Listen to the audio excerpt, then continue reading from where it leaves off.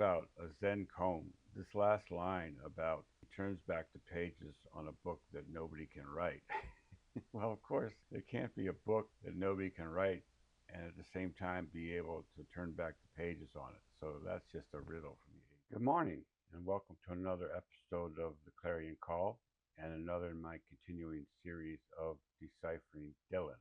I follow the Facebook group Dylanology Revisited. I don't really consider myself a Dylanologist. I'm just a huge fan. I started in 1965 when I first heard Like a Rolling Stone. Obviously, we went back and bought all the original records up to that point, and then I bought almost every record he released up into his Jesus period in the 1980s. But at a certain point, I stopped listening. I bought the albums, but I didn't actually listen to them. I have here a copy of Street Legal album that came out in 1978. I have absolutely no recollection of listening to this album and did not remember any of the songs on the album. The last album that I remember really enjoying and listening to over and over again was the previous album to that, Desire. I thought that was a great album. Had Hurricane, had the story of Joey Gallo, another great songs in there. I wore the grooves out on that record, but for some reason in 1978 I bought this album but never really listened to it. It could have been just that my life was getting very busy at that time. I got married in 1978. I was in my second year of law school. I had a lot going on. And it may have been that the music, if I did listen to it, was so different. I mean, Bob is a chameleon, and he's always changed his styles. And I had followed him through any number of style changes right up through Desire. But I guess when he brought on, the female chorus and he jazzed up the band, maybe it was just too foreign for me. I don't really know what happened. For a long period, I did buy additional albums. I have a copy of Slow Train Coming. I have other albums that I purchased, but again, I don't think I really listened to them very much. Up until Empire Burlesque, and that, which came out in the mid-80s, I never really listened to that actually until like the mid-90s. I started to listen to that and realized, what a great album that was. And then, of course, starting with 1997 with his later albums, I bought and listened to all of them intensively. But there's that middle period from 1977 really up to 1997, 20 years, where there's kind of a gap in my Dylan knowledge. But I've been slowly, rediscovering a lot of those great songs. And someone mentioned on the Dylanology Facebook page about this song in particular, Where Are You Tonight? So I went back, I listened to the entire Street Legal album, and I think this is the most compelling song on the album. There's a lot of great stuff there. But this song really has a lot going on. Not being a Dylanologist, I'm not going to delve in great depth into every single possible interpretation. I think the song is very consistent in its emotional state, but somewhat hard to follow its lyric state. He's jumping all over the place with all kinds of cultural and religious references, and I can't follow him down all those rabbit holes. But let's listen to a little bit of it, and then I will have a lot to say.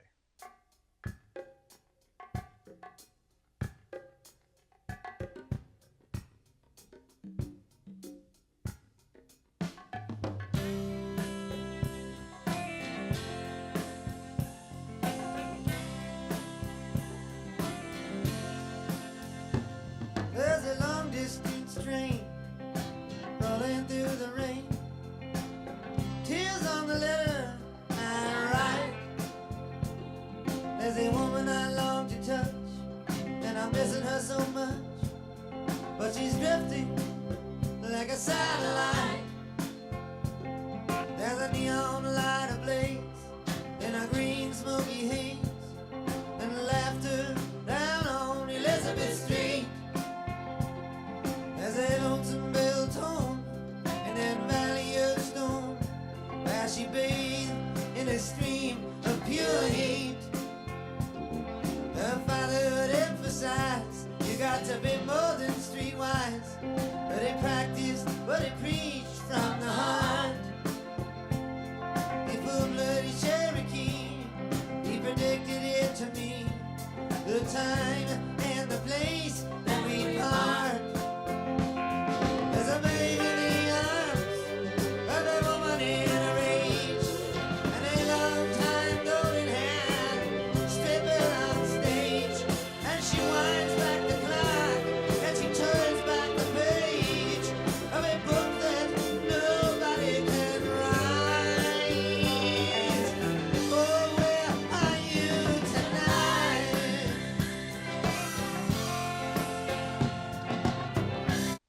First of all, do you hear that organ at the end of first verse there? It's exact replica of the organ in Like a Rolling Stone.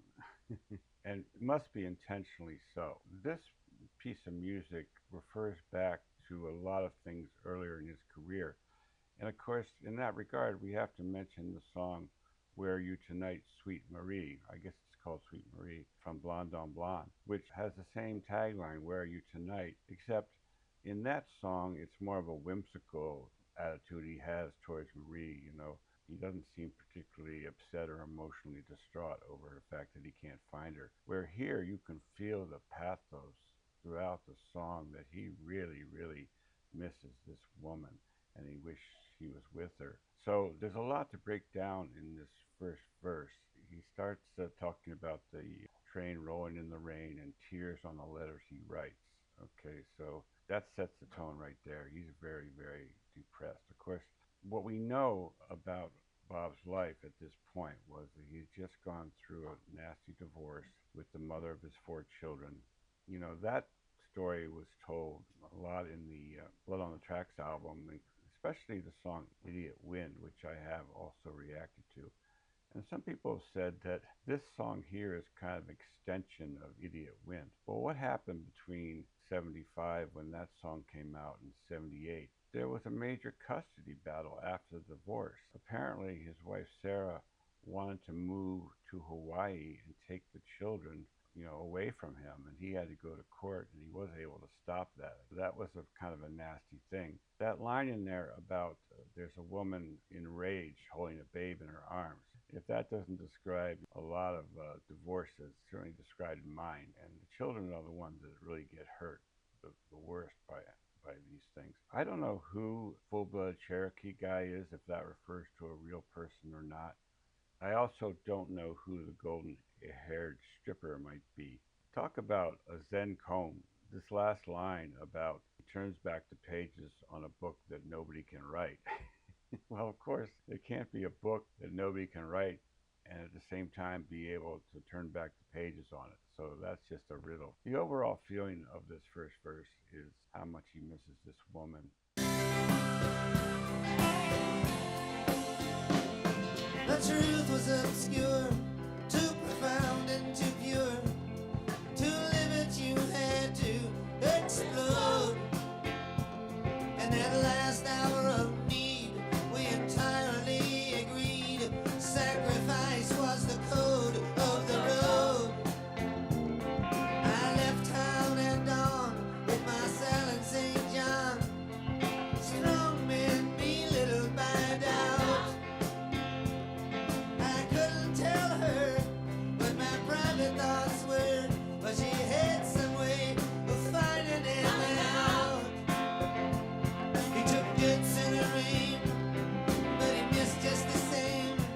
She was waiting, putting flowers on the shelf. She could feel my despair as I climbed up her hair and discovered her invisible self. Was a lion in the road? Does he need an escape? Does a million dreams gone? Does a landscape being raped? As her beauty fades and I watch her undraped. Well, I won't, but then maybe again I might. Oh, if I could just find you tonight.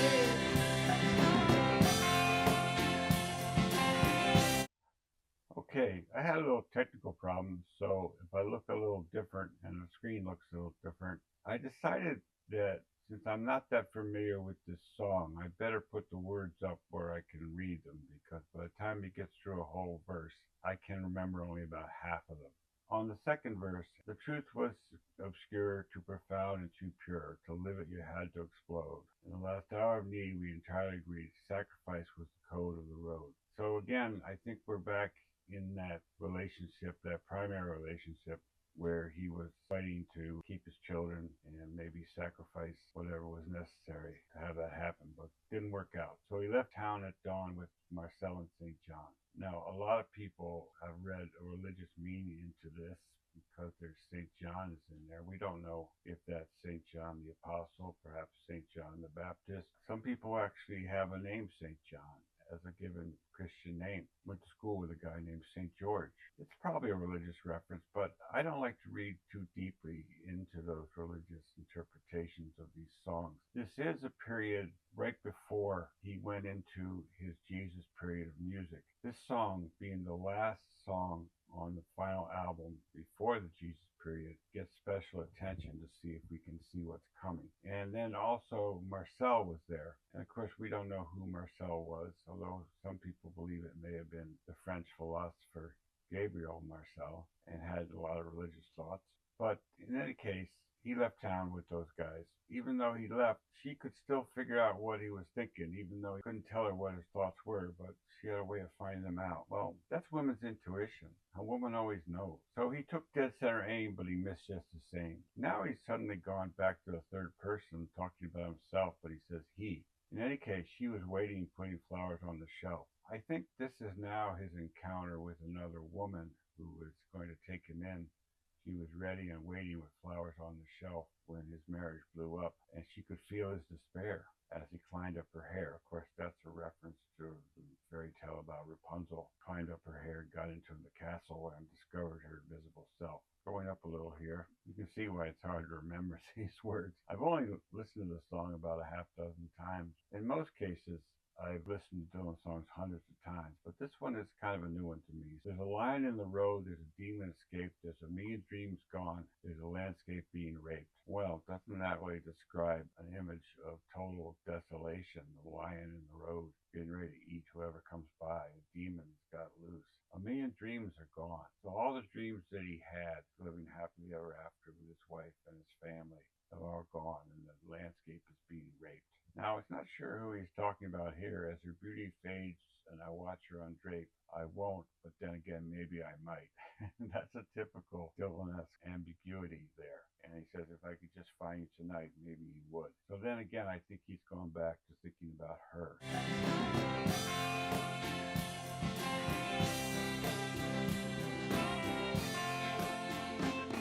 I fought with my twin, that enemy within, till both of us fell by the way. Horseplay and disease is killing me by degrees, while the law looks the other way. You partners in crime hit me up for nickels and dimes. The man you were loving could never get clean. It felt out of place, my foot in his face, but he should have stayed where his money was clean. I bit into the root, the forbidden fruit, with the juice running down my leg. Yeah, I've dealt with your boss, who'd never known about loss, who always was too proud to beg. There's a white diamond bloom on the dark side of this room, and a pathway that leads up to the stars. If you don't believe there's a price for this sweet paradise, just remind me to show you the stars. 'Cause a new day at dawn, and it finally arrived. If I'm there in the morning, baby, you know I'm survived. I can't believe it, I can't believe I'm alive, but without you it doesn't seem right.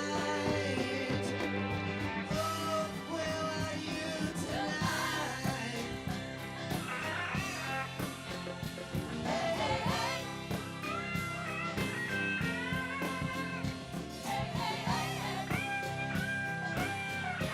And from here, it just rocks out with the chorus and the guitars and the band. But let me get the lyrics back up so we can figure out what we just heard. So he fought with his twin, the enemy within, till both of us fell by the way. Horseplay and disease law looks the other way.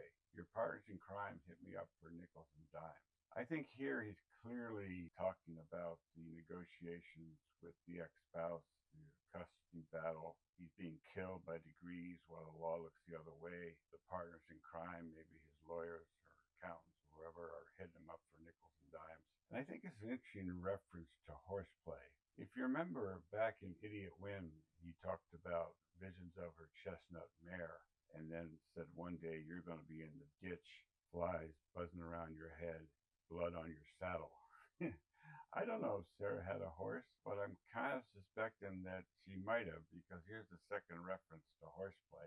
Not sure who the guy she was loving is, but then he's back to talking about, I believe, other relationships. He says, I've been to the root of forbidden fruit with the juice running down my leg. Well, that's an old blues riff from Robert Johnson going back to the 1930s. So the line back then was, squeeze my lemon, baby, until the juice runs down my leg. A very graphic image, I think. Then he dealt with your boss. I'm not sure who the boss is. It might be God, but then it doesn't really follow that the boss had never known about laws and always was too proud to beg. So not really sure who he's got in mind there. And then finishing up the song, there's a white diamond gloom on the dark side of this room and a pathway that leads to the stars. Again, are we talking about a pathway to heaven, a pathway to redemption? But again, he says, if you don't believe there's a price for the sweet paradise, remind me to show you the scars. Again, I think he's talking about the very, very steep price that he had to pay for his extramarital dalliances and relationships. They were sweet, and they made the juice run down his leg, but he's got the scars to show it. Now here in the final chorus, there's a new day at dawn, and I finally arrived. A lot of people have read that as, okay, now he's declaring that he's born again. In reality, he didn't actually find Jesus until the following year. At least that's by all reports. So this may be foreshadowing a little bit. A new day is coming. If I'm there in the morning, you'll know I've survived. But I don't think this is an actual declaration of being born again. I can't believe it. I can't believe I'm alive. But without you, it just doesn't seem right. Where are you tonight? I'm thinking it's more a song about lost love, suffering that he's going through, wanting her, but not being able to find her, doesn't know where she is. This is a very common theme in Bob's songs. I've done many reactions to similar ideas expressed in, let's say, Brownsville Girl, Tangled Up in Blue, Trying to Get to Heaven Before They Close the Door, Mississippi. You know, Bob suffered a lot, but his pain was our gain. Yes, he went through a tremendous amount of pain in his life, losing the love of his life, but a lot of us have been through the same thing. So when we hear this song, we can really relate and actually enjoy the song. In reference to Blood on the Tracks, great album from 1975, people would say how much they enjoyed the album, and he'd say, how can you say you enjoyed something that's so full of pain? Well, you can, because you've been there and you can relate. You can look back and say, yeah, that's the way it was. So a really, really important song, not only deciphering what it all means musically and lyrically, but filling in the missing pieces of Bob's life, you know, how he went from family man to the troubled marriage and to Jesus in the end. And then, as we know, beyond that, into the resurgence of the great artist that he's always been. So I'm glad to be able to fill in some of the missing pieces here in the puzzle.